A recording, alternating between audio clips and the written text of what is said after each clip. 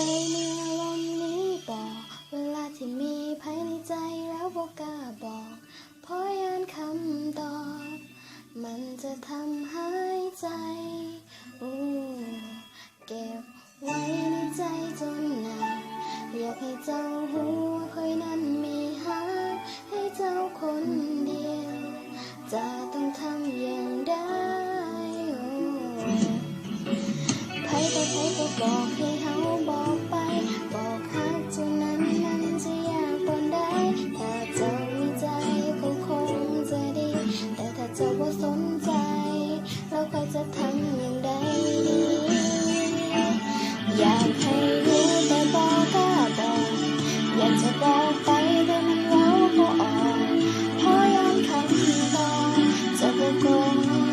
กับสิ่งที่ต้องการฟังก็เลยต้องเก็บไว้ในใจแบบนี้ความอึดอัดใจมันเพิ่มขึ้นทุกทีจะบอกให้มันบ่ง่ายเดี๋ยวจะใครเขาคิดกันถ้าการบอกให้มันเป็นเรื่องง่ายๆถ้าเป็นแบบนั้นมันก็คงสบายถ้าคอยบ่สนใจบอกแค่คำตอบว่าจะเป็นอย่างไรถ้าเจ้าบ่หาก็คงแล้วไป